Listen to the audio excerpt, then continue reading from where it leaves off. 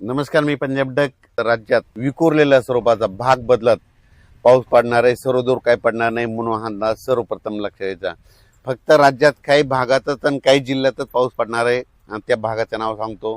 राज्यामध्ये फक्त ह्या 17 ऑगस्ट पर्यंत नागपूर, भंडारा, गोंदिया, चंद्रपूर, यवतमाळ, अमरावती, अकोला, बुलढाणा, त्याच्यानंतर जळगाव, धुळे, नंदुरबार आणि मालेगाव ह्या पट्ट्यामध्ये काय होणार आहे, दोन कमी दाबाचे पट्टे आहेत. आता एक चाललाय आणि परत त्याच्या पाठीमागे आणखीन एक कमी दाबाचा पट्टा आहे. ते मध्य प्रदेशकडे जात असल्यामुळं त्याच्यामुळे ते सीमालगत त्या जे जिल्हे आहेत त्याच्यामुळे त्या भागामध्ये जे महाराष्ट्राचे सीमालगतचे जिल्हे आहेत मग त्या जिल्ह्यामध्ये काय होणार आहे, 17-18 ऑगस्ट पर्यंत तिकडल्या पट्ट्यामध्ये मात्र ते पाऊस जोराचा पडणार आहे, शेतात पाणी साचणारा पडणार आहे म्हणून हा अंदाज लक्षात यायचा.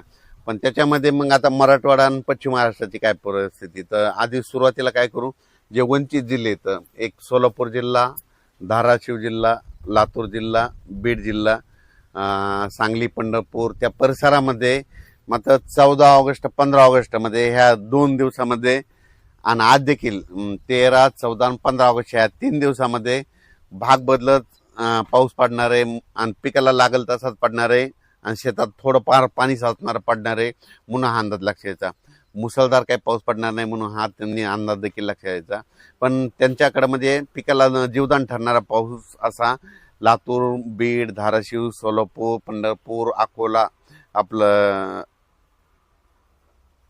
कोलकोट, मंगळवेढा, आटपाडी, सांगोला ह्या परिसरामध्ये काय होणार आहे, म्हणजे ह्या 13, 14, 15 ऑगस्टच्या दरम्यान तिकडं दररोज वेगवेगळ्या भागात पाऊस पडणार आहे, सर्वदूर काही पडणार नाही म्हणून अंदाज लक्षात यायचा. त्याच्यानंतर हा पाऊस काही काही ठिकाणी 1 तासाचा, कुठं अर्ध्या तासाचा, 22 मिनिटाचा, 10 मिनिटाचा, 5 मिनिटाचा असाच असणार आहे म्हणून हा अंदाज लक्षात यायचा. पण त्याच्यानंतर राज्यात मात्र परतीचा पाऊस धुमाकूळ घालणार आहे म्हणून हा अंदाज सोलापूर जिल्हा, लातूर जिल्हा, बीड जिल्हा, जालना, संभाजीनगर, अहिल्यानगर, सांगली, कोल्हापूर, सातारा, मानखटाव, म्हणजे मानखटावकडं तिकडं दुष्काळजन परिस्थिती आहे, म्हणजे काही तालुके असे आहेत की तिकडं पाऊस कमी पडतो, तिकडं मात्र परतीचा पाऊस पडणार आहे म्हणून हा अंदाज त्या शेतकऱ्यांनी लक्षात घ्यायचा. त्याच्यानंतर पुणे, मुंबई, इगतपुरी, संगमनेर, अकोले, नाशिक, दिंडोरी ह्या परिसरामध्ये सरी चालू राहतील आणखीन जवळपास 17 ऑगस्ट पर्यंत म्हणून हा अंदाज लक्षात यायचा. आणि त्याच्यानंतर मुंबईला देखील सरी येत राहतील म्हणून मुंबईकरांनी देखील अंदाज लक्षात यायचा. पण जास्त पाऊस सगळ्यात जास्त भंडारा, गोंदिया, चंद्रपूर, यवतमाळ, अमरावती, मोर्शी त्या परिसरामध्ये, अचलपूर, दर्यापूर, त्याच्यानंतर परतवाडा, आकोट, अकोला, त्याच्यानंतर इकडं शेगाव, खामगाव, त्याच्यानंतर जळगाव, जामोद घाटाच्या खाली नांदुरा, मलकापूर, त्याच्यानंतर जळगाव, रावेर, त्याच्यानंतर इकडं धुळे, नंदुरबार ह्या पट्ट्यामध्येच काय होणार, मोठा पाऊस पडणार आहे, शेतात पाणी साचणार पडणार आहे म्हणून हा अंदाज लक्षात यायचा. काही ठिकाणी वड्याला पाणी देखील येणार आहे म्हणून हा अंदाज देखील त्यांनी लक्षात यायचा. आणि मराठवाड्यात मात्र परभणी जिल्हा, बीड जिल्हा, लातूर जिल्हा, धाराशिव जिल्हा, नांदेड, हिंगोली, वाशिम ह्या परिसरामध्ये आज देखील 13 ऑगस्टला दुपारनंतर विखुरलेल्या स्वरूपाचा संध्याकाळी पाऊस पडणार आहे म्हणून हा अंदाज लक्षात यायचा. नमस्कार, मी पंजाब डक. राज्यात विखुरलेल्या स्वरूपाचा भाग बदलत पाऊस पडणार आहे, सर्वदूर काही पडणार नाही म्हणून हा अंदाज सर्वप्रथम लक्षात यायचा. फक्त राज्यात काही भागातच आणि काही जिल्ह्यातच पाऊस पडणार आहे आणि त्या भागाचं नाव सांगतो.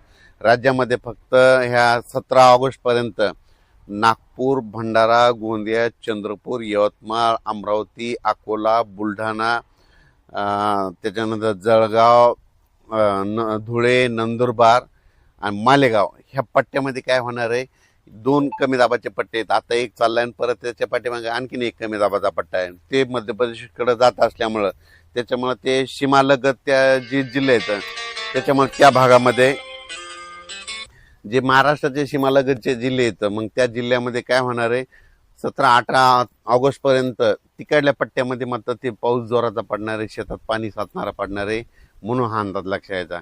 पण त्याच्यामध्ये मग आता मराठवाडा आणि पश्चिम महाराष्ट्राची काय परिस्थिती, तर आधी सुरुवातीला काय करू, जे वंचित जिल्हे आहेत, एक सोलापूर जिल्हा, धाराशिव जिल्हा, लातूर जिल्हा, बीड जिल्हा, सांगली, पंढरपूर त्या परिसरामध्ये मात्र 14 ऑगस्ट 15 ऑगस्टमध्ये ह्या 2 दिवसामध्ये आणि आज देखील 13, 14 आणि 15 ऑगस्ट ह्या 3 दिवसामध्ये भाग बदलत पाऊस पडणार आहे आणि पिकाला लागल तसाच पडणार आहे आणि शेतात थोडंफार पाणी साचणार पडणार आहे म्हणून हा अंदाज लक्षात यायचा.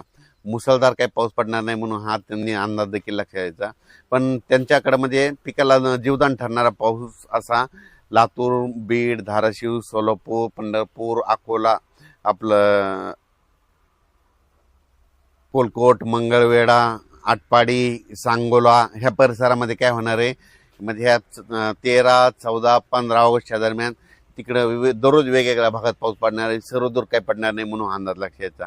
त्याच्यानंतर हा पाऊस काही काही ठिकाणी 1 तासाचा, कुठं अर्ध्या तासाचा, 22 मिनिटाचा, 10 मिनिटाचा, 5 मिनिटाचा असाच असणार आहे म्हणून हा अंदाज लक्षात यायचा. पण त्याच्यानंतर राज्यात मात्र परतीचा पाऊस धुमाकूळ घालणार आहे म्हणून हा अंदाज सोलापूर जिल्हा, लातूर जिल्हा, बीड जिल्हा, जालना, संभाजीनगर, अहिल्यानगर, सांगली, कोल्हापूर, सातारा, मानखटाव म्हणजे मानखटावकडं तिकडं दुष्काळजन्य परिस्थिती आहे. म्हणजे काही तालुके असे आहेत की तिकडं पाऊस कमी पडतो, तिकडं मात्र परतीचा पाऊस पडणार आहे म्हणून हा अंदाज त्या शेतकऱ्यांनी लक्षात घ्यायचा. त्याच्यानंतर पुणे, मुंबई, इगतपुरी, संगमनेर, अकोले, नाशिक, दिंडोरी ह्या परिसरामध्ये सरी चालू राहतील आणखीन जवळपास 17 ऑगस्ट पर्यंत म्हणून हा अंदाज लक्षात यायचा. आणि त्याच्यानंतर मुंबईला देखील सरी येत राहतील म्हणून मुंबईकरांनी देखील अंदाज लक्षात यायचा. पण जास्त पाऊस सगळ्यात जास्त भंडारा, गोंदिया, चंद्रपूर, यवतमाळ, अमरावती, मोर्शी त्या परिसरामध्ये, अचलपूर, दर्यापूर, त्याच्यानंतर परतवाडा, आकोट, अकोला, त्याच्यानंतर इकडं शेगाव, खामगाव, त्याच्यानंतर जळगाव, जामोद घाटाच्या खाली नांदुरा, मलकापूर, त्याच्यानंतर जळगाव, रावेर, त्याच्यानंतर इकडं धुळे, नंदुरबार ह्या पट्ट्यामध्येच